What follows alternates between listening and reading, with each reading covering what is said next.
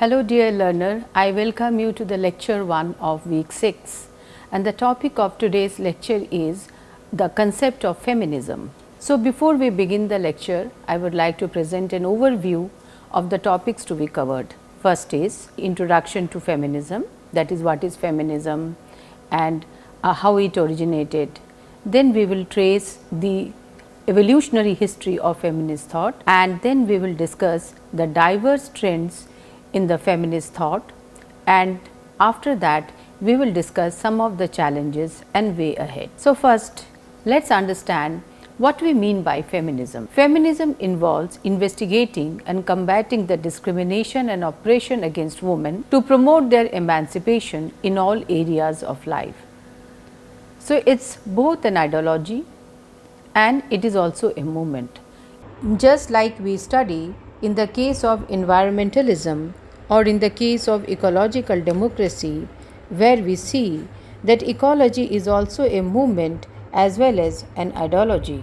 So feminism is also an ideology as well as it is a movement. And what is the purpose of feminism? It aims at investigating, and not only investigating but also combating various forms of discrimination and oppression which are faced by women in the society, and to ensure that they are emancipated, or to take measures or to find out solutions how they can be emancipated, how they can be actually rescued from their current injustices. It is closely associated with the women's movement aiming to advance the social role of women. As I have just mentioned that various feminist movements have taken place from time to time, and they have contributed to the ideology of feminism. Fundamental beliefs of feminism include recognizing the systemic disadvantages faced by women due to their gender and advocating for the dismantling of these disadvantages.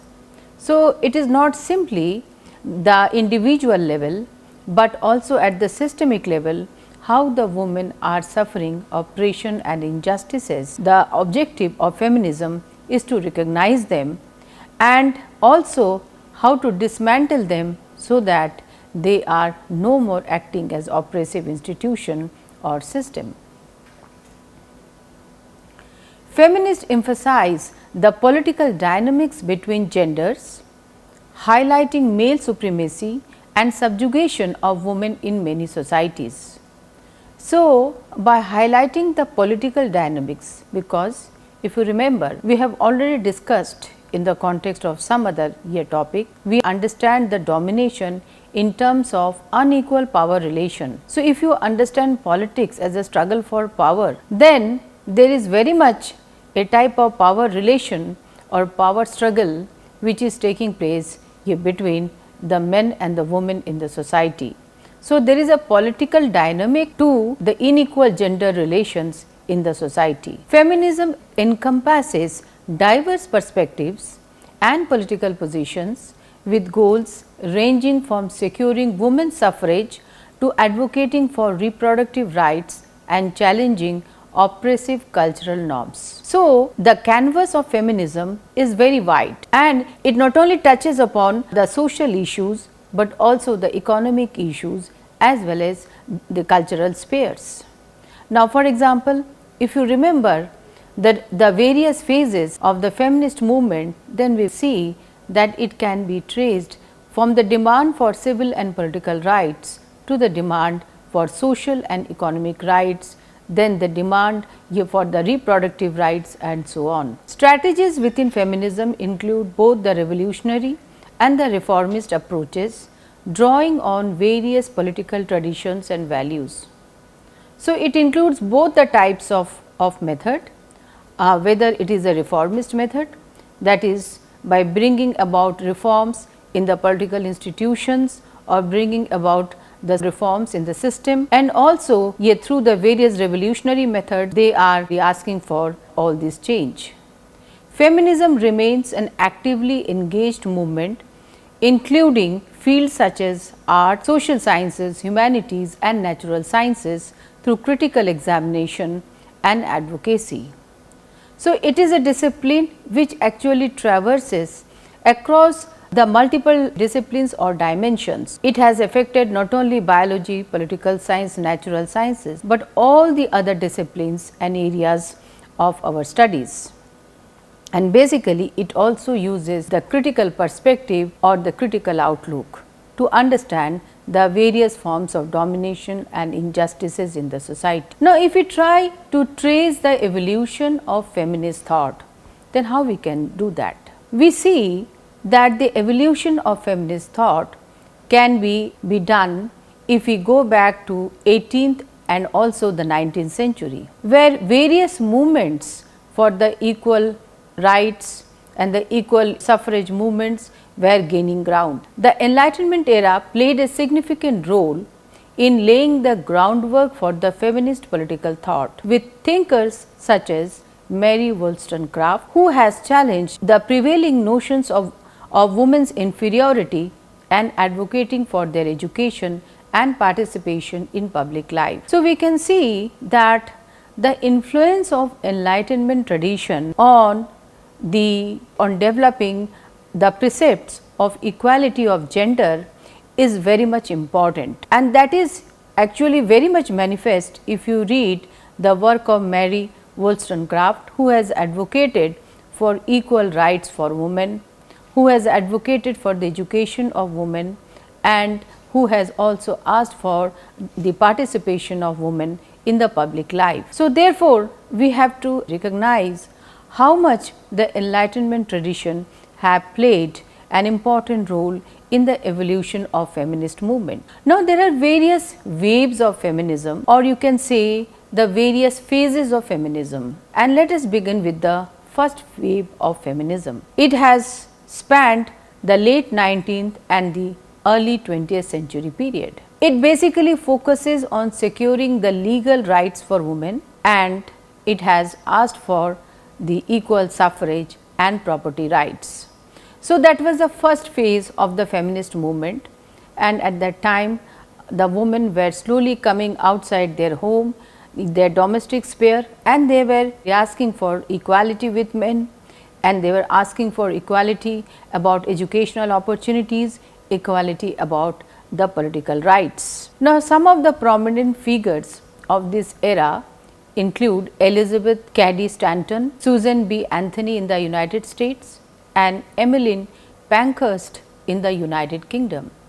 They actually contributed to the advancement of feminist political thought through their activism and writings.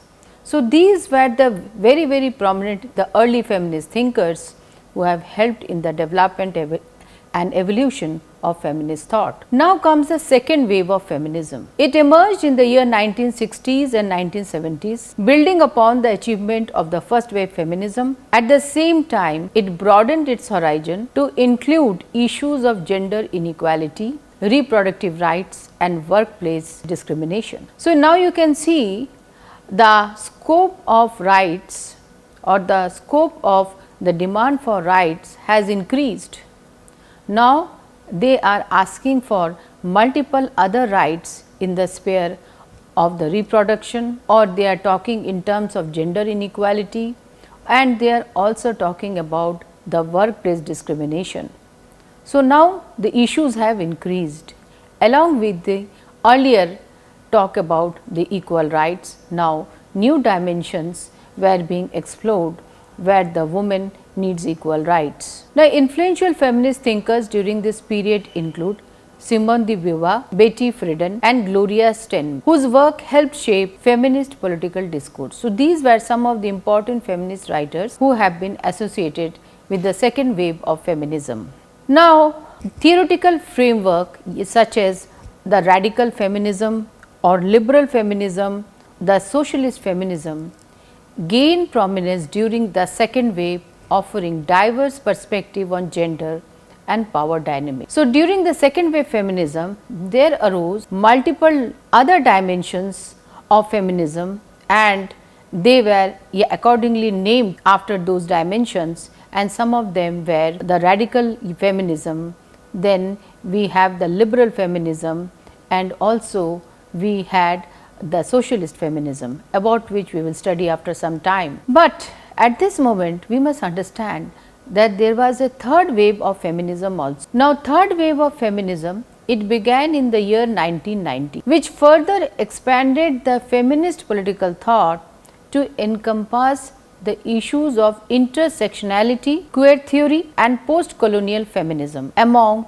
other interdisciplinary approaches. We can very well understand that how the progress from the first wave feminism to second and third wave feminism have taken place in terms of expansion of the areas which have been brought under its fold. Now, the third wave feminism is now talking about the issues of intersectionality. Intersectionality means that how the issues of class, gender, sex, ethnicity and many other factors, they intersect and they increase the oppression or the oppressive experiences of a woman. So, it is not simply caste, it is not simply gender, but there are multiple intersections or multiple factors in the society which are responsible for the exploitation of women. So, we have to understand that how these different factors interplay and intersect and play an important role in the oppression of women, because different women are placed at the different points in the society and therefore, everybody is having different types of experiences.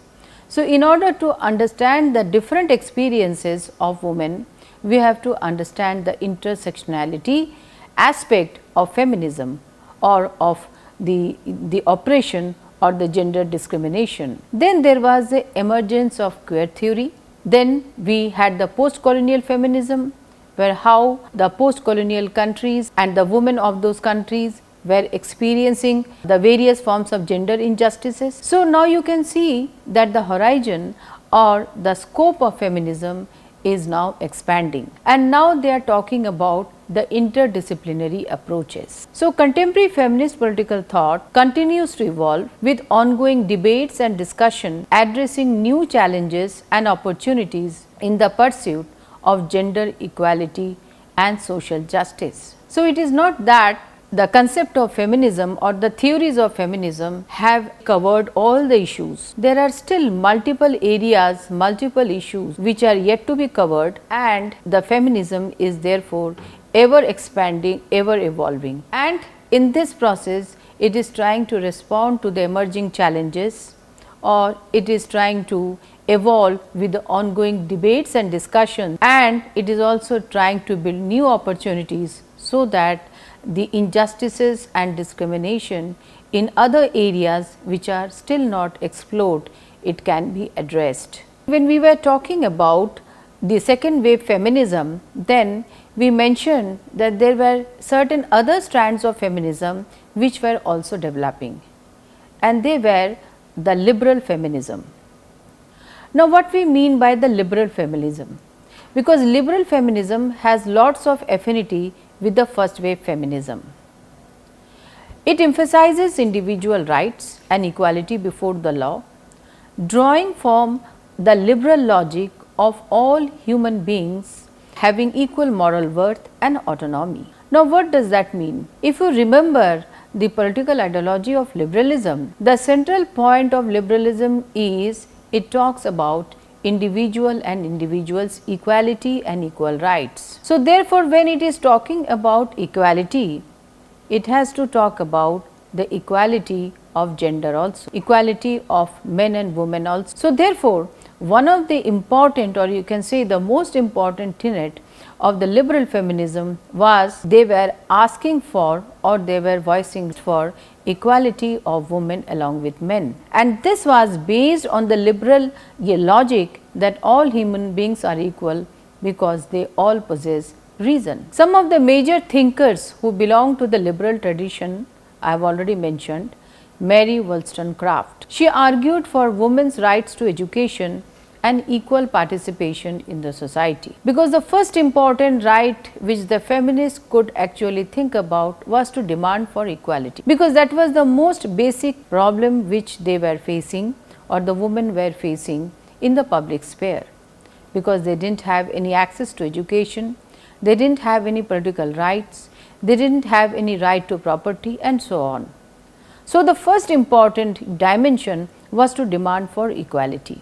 Then we have the example of another very notable feminist, Betty Friedan. She highlighted women's extreme dissatisfaction with the traditional roles in her work, The Feminine Mystique. So, therefore, we can see that various important political thinkers and the feminist writers, they have contributed a lot towards building the liberal feminism. Then the next type of feminism was the notion of radical feminism. Now, what we mean by the radical feminism? It views patriarchy as the root of women's oppression. So, now you can see that there is a shift. Earlier, the liberal feminism were talking only about the equal rights and equality of men with women. But now, the objective of the radical feminist is to go into the roots of the gender inequality, why men and women are unequal in the society, and they trace the roots of inequality to the notion of patriarchy or male dominance, and it was entrenched in all modes of existence, everywhere in the society, in the economic sphere, extending it to political sphere, cultural sphere, everywhere we find the extension of patriarchy. Therefore, they advocated for making fundamental changes in the social structure to overcome this patriarchy. So, therefore, they harped upon the important reasons or the structural reasons behind the gender inequality and argued for making changes in those roots or in those structures which are primarily they are responsible for the inequality or the discrimination against women. Some of the major thinkers who belong to radical feminism were Simone de Beauvoir. In her very famous work, The Second Sex, it analyzed the construction of femininity and women's subordinate status in binary opposition to men and masculinity. She argued that how the concept of femininity is structured, it is socially structured, and how it is accompanied with the subordination of women in the society.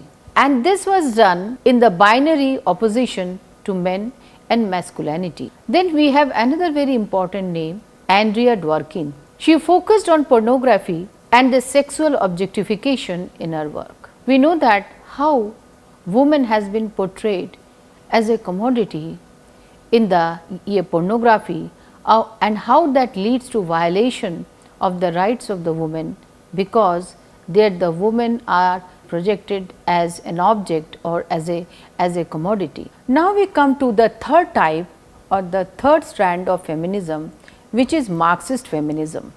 Marxist feminism saw the interrelationship between gender oppression with capitalism and class struggle. They highlighted the economic exploitation of women, which results in their subordinate status. So, therefore, we can say that since the Marxist theory explained all phenomena in terms of class and class relations, so when they started talking about the position of women in the society, they also analyzed it in terms of class relation. They also linked it with the rise of capitalism in the society. So, they argued that all the oppressive practices of capitalism and the class relation, unequal class relation, is also responsible for the exploitation of women in the society.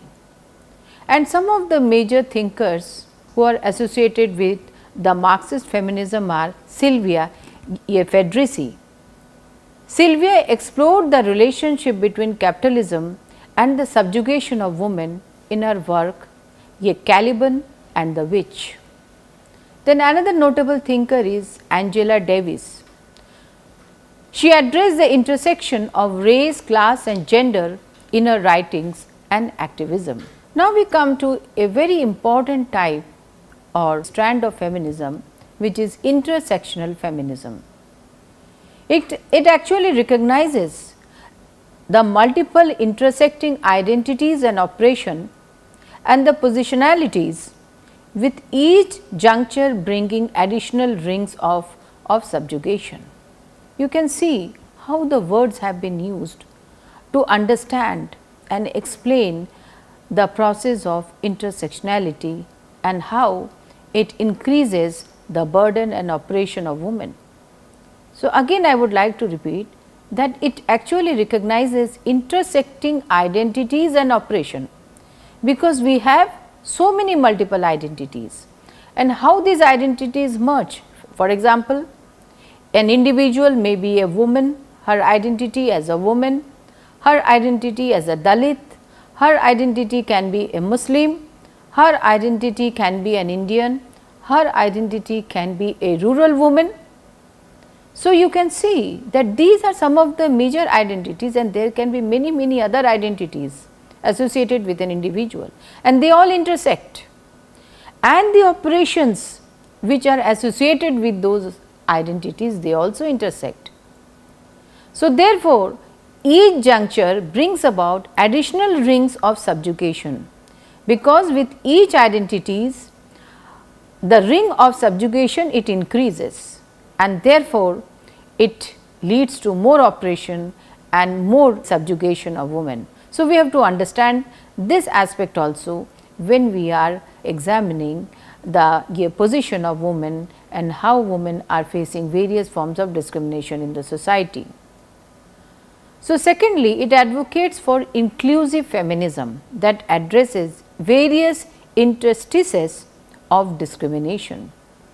So, until and unless we have an inclusive approach, we do not include the gender, the class, the caste, the religion and other dimensions to understand feminism or to understand the position of women, until then our understanding, our analysis will not be complete. Some of the major thinkers who were associated with intersectional feminism are Kimberly Crenshaw, who coined the term intersectionality to describe overlapping systems of oppression. Then bell hooks, another very notable thinker, examined race, gender and class intersections in her writings advocating for inclusive feminist theory. Then we have another very important strand of feminism, and it is post-colonial feminism. As the name suggests, it focuses on the experiences of women in a colonized and post-colonial society. It actually criticizes the Western centric feminism and colonial legacy and how that has impacted women. Some of the major thinkers are Chandra Mohanty, who has critiqued the Western feminist representation of third world women in her work like Under Western Eyes. Then Gayatri Chakravarti Spivak introduced post-colonial theory to feminist discourse addressing issues of representation and agency. So, these are some of the very important work which has been done to understand the intersectionality of various forms of oppression and injustices in the society. Now, another very important area of feminism is queer feminism. It challenges heteronormativity and binary gender categories, because it argues that classifying sexual orientation into two extremes is not the right way to understand various other forms of sexual orientations in the society, and therefore, they have challenged this or this binary vision and argued for having a much broader understanding of sexuality. The advocacy for LGBTQ plus rights and their inclusion within the feminist movement is a case in point. Some of the major thinkers who were associated with the queer feminism is Judith Butler, who introduced the concept of gender performativity in Gender Trouble, in her work Gender Trouble, and explored the politics of identity. Then Audre Lorde focused on the intersection of race, sexuality and gender in her writings and activism. Now, I come to the challenges in the path of feminism and what are the prospects. First is continued marginalization. Despite progress, feminist theory still faces marginalization within mainstream political discourse. Unfortunately, even after so much of progress, establishment of women centers, we find that still it is not constituting the dominant part of discourse, and it is not in the mainstream discourse, it is always at the periphery. Then is intersectional complexity. Another important challenge is how to address the intersectional operations of race, class, caste, sexuality, etc., and how to address them. So, it is not simply studying them, but also how to address this complex issue. Then is the global perspective. How to incorporate the diverse global perspective so that the experiences at a larger dimensions are incorporated for the building of a comprehensive feminist theory. How this can be done? That is another major challenge before the feminist. Then institutional resistance. Structural barriers within the political institutions and academia hinder the advancement of feminist agenda. Various structural barriers. Various barriers at the level of system. They need to be addressed. They are still there and they are gender biased in nature. Inclusive dialogue. Encouraging inclusive dialogue and coalition building among various feminist traditions can foster solidarity and collective action. So, there are multiple forms and multiple varieties of feminism and feminist movements, scholars and activities across the world. How to bring them together and start a inclusive dialogue so that they can learn from each other. Then education and advocacy. Promoting education and advocacy efforts are crucial for challenging the patriarchal norms and advancing feminist goals. So, raising awareness, because objective of education is to raise awareness, and for that advocacy has to be done. So, advocacy and education are part of the feminist project of raising awareness. Future directions or the way ahead. Embracing intersectionality, global solidarity and transformative change offers a promising path forward for feminist theory and activism. As I have just suggested that we have to incorporate as much intersectionality in our studies to understand the various dimensions of operation. We have to start a inclusive dialogue so that other global perspectives or other diverse perspectives can be included, and with the ultimate objective for bringing about transformation and change are the various objectives which are the task which are before the feminist scholars. So, with that I come to the end of this lecture, followed by certain questions like what is feminism, explain various waves of feminism, what are the differences between liberal and socialist feminism, what role does intersectionality play in feminist political theory, and how does it shape understandings of oppression and privilege. So, with that I come to the end of this lecture. Hope you have enjoyed it. Thank you very much.